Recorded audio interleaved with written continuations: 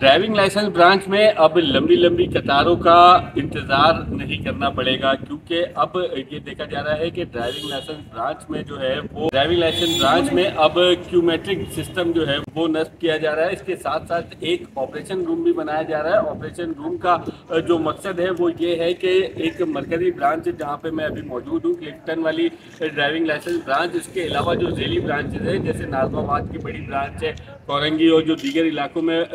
Driving licence की जो branches हैं उन पर जो है वो नज़र कैसे रखी जा सके, वहाँ के अमले की जो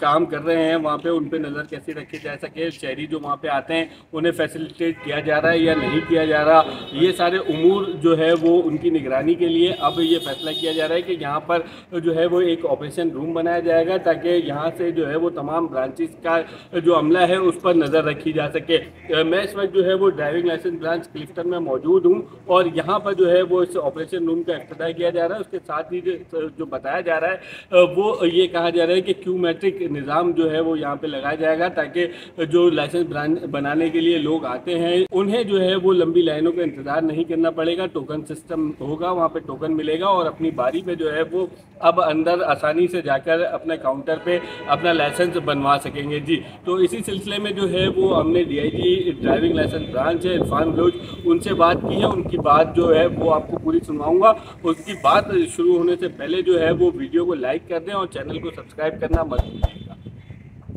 ये ब्रांच पे हम दो बड़े अच्छे इनिशिएटिव हम लेने जा रहे हैं। एक तो इसको हम कहते हैं कि मैट्रिक, उसमें ये होता है कि जी आपको लाइन में लगने की ज़रूरत नहीं होती,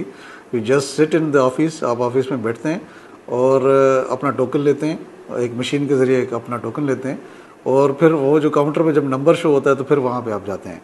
और दूसरा जो हमारा इनिशिएटिव है वो है ऑपरेशन रूम का। उसके ज़रिए से फिर हम ये करते हैं कि जी हम 61 कैमराज हम लगाने जा रहे हैं कराची के सारे ड्राइविंग लाइसेंस ब्रांचेस में, और उन सारे ड्राइविंग लाइसेंस ब्रांचेस को फिर हम मेन ऑफिस में जो यहाँ पे क्लिफ्टन में, यहाँ से फिर हम इसको मॉनिटर करेंगे। ये जो कैमराज हैं ये basically artificial intelligence based cameras होंगे